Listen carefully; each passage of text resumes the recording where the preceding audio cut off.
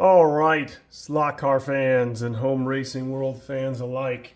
I did not do an unboxing of this car. I suppose I could have, seeing as it's a pretty new livery in the last year or so, but I will still review this car so far to date. I'm not going to fib here and tell you that it's box stock anymore. It's no longer box stock. But let's take a look nonetheless. This is just a beautiful body, simple, clean livery in the first place from 1973.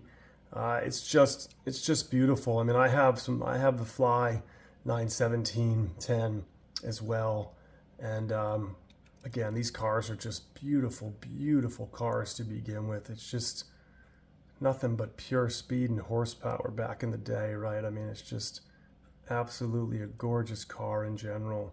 Look at all the detail of the of the exhaust and the exit point of the motor and the detail up under the wing and everything else going on in the back there. It's just absolutely gorgeous, number one.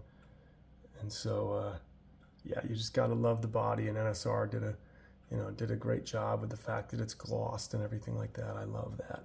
So let's take a look. You can already tell that I've removed the 11 by 22, or the 11 by 21 classics, the classic grip that comes with them, the little bit of tread that's on the classic tire from NSR. And I'll also share with you that I've also replaced the screws that came with the car with, well, none other than NSR screws that don't have threaded shoulders, so we can get that excellent body float that we expect to see inside that we expect to get from feel, pardon me.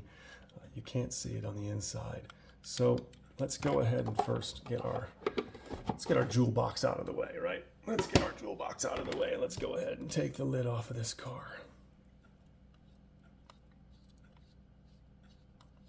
So one of the things that you'll notice, class for class, the Shark does apply for the NSR Classics. Now, older Sharks were 20.5 and newer ones, I believe, are 21.5.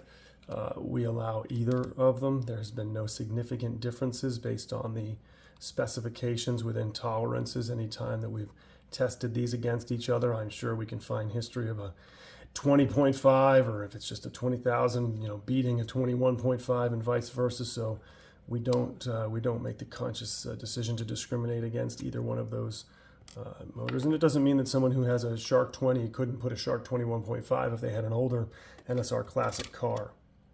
So love the limited footprint of that small interior. Wouldn't even call that an interior at this point. You got a seat, and his legs don't even extend, so that's great stuff as far as that goes. Immediate replacement to me, NSR Deepwood guide. Not even really a reason, and I'm sure I could use this NSR guide on other cars. It fits kind of the chassis height that I need it to be through the gooseneck here, but I know it will with NSR chassis. I don't know if it will specifically in a slotted car. I know I can literally take away the snap-in guide and put this guide in there, put about a 0.01, pardon me, spacer underneath there, and screw that comes in with it, which ironically is the same style screw that comes with the Slotting Plus guide, and I'm going to get what I'm looking for. So there's really no reason to modify that process. NSR super soft braid. Ironically, the braids that came with this car were the NSR braid, but somebody had a bad day at the factory. They were cut so short that the braid ended about right there. I'm not really down with that, right? When your guide starts to get out like that, you want to get total coverage in both directions depending on what's happening. So, this is a good solid inch, and you can tell that it comes up close above the eyelet so that there's no question of whether you're getting contact as well. The eyelets remain the same. The motor wire remains the same so far. I have left the classic zero grips that come with the car on here, that come stock. Again, you can go to NSR's website and you can scroll down after you select your car and you click on the configuration, and you will find a pointer to every part on this car. So to date, all I have replaced is these are Quick Slick CB35Fs. Sometimes I think in some NSR Classics cars, I ended up weighting them down significantly. So I put 34 XFs in the back, getting that extra firm component because the weight of the car is just so heavy. It felt like I needed to be able to just have something even more so to hook up. The extra firms take a little bit longer to get warmed up. So there's that. But in this particular case, I haven't really done anything yet, as you can see, to the inside of the car. So we'll try just firms. And firms are most of the time what goes pretty well. Out of the box, it is 1132. Yeah, wow. That's all I can say so far. I think I already made a Facebook post about this and how extremely excited I was that if I'm going to be able to go down to increase to a 1232 as opposed to the fact that I'm sitting at 1132, just wow. This car is already running 5.0s. I think I ran a 5.09 with it the other night. So, yep, look out. This car is only getting faster. If you are familiar with receiving an NSR new, your grub screws will not be in the car, both on the top nor the bottom. Don't lose the bag that they come with. The bag will be floating around somewhere in the bottom of the jewel box or above the jewel box, above the body, depending on who packaged that car. So don't lose those. You can always buy more of them, of course, but, make the effort to retain those. I have simply loosened the cups, screws, just a little bit, and I've, of course, applied strapping tape. So therefore, just to provide a little bit of float. The one thing that happens in an NSR Classic that is a little bit different than, say, an NSR GT car, especially with this very narrow Sidewinder configuration, the moment that you loosen this screw here to any degree, I mean just a 1/16 of a turn, and immediately the motor pod will begin to float underneath the chassis to a degree where you can literally, if you loosen it a quarter turn, the whole entire thing could crab walk depending on what you're doing on the track. So you need to loosen your motor pod, obviously, to gain float. But this strapping tape is instrumental in not only creating that extra dampening effect, as you can see you can see that tape grabbing on, but it also keeps this car, in my opinion, straight, because of the fact that any bit of loosening that screw will allow this thing to tripod in either direction. And that's not what we're looking for when we want float, right? We want float to create suspension, not to create a car that crab walks. So now when I go like this, the only thing that moves is that little thousandth of play that you want when you've got your setup against your bushings. What did I do to this car? Well, one of the things that you may notice if you have this car, if you have a 917-10 in general, is I took advantage of the wheel wells. I took advantage of the ability to widen the stance of this car.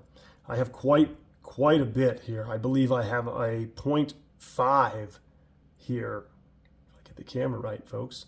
I believe I have a 0.5 here sandwiched by a 0.05 and a 0.05. So there's quite a bit on both sides that I was able to do, as well as the fact that, of course, on the gear side, all you have to do is move your set screw or move your tire and your wheel out to get the set screw to the right place where you want it to. And then on this side of the car, I believe I have a couple of 0.2s together right there. Slot car corner. That's it. That's really it. The car screams already. Like I said, I've got, again, we have no magnetic traction at Hobbit Racing Park on the War Eagle River track. But, again, providing some ballast. I do believe I need to get some weight in that front triangle, which would be typical of what I would do to any NSR car.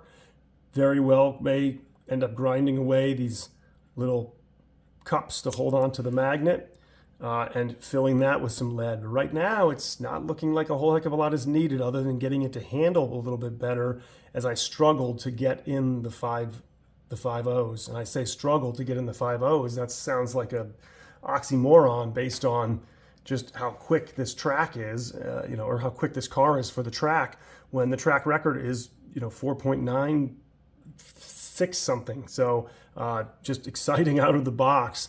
I will probably put some lead underneath the rear axle to get that to settle down a little bit for me. And I will certainly put some lead in this front triangle, which is typical, again, to what I would do to an NSR car. And then I will certainly update everybody. But that's a little bit of a, I guess you could say, an unboxing combined with what I did so far. Again, just a beautiful car. I had my eyes on this car for a good year, and I can't thank the guys at Cloverleaf Racing enough for this one. I know they had some advertised sales, but as I made mention on Home Racing World, if you see an NSR car for $59 new in the jewel box, and you've got that $59 laying around, don't wait. These are on average $88 to $99 cars, depending on who thinks the value of them and what the livery is that you're interested in. So that was quite the deal and just an absolutely beautiful car. Thanks for watching. We'll take it to the track.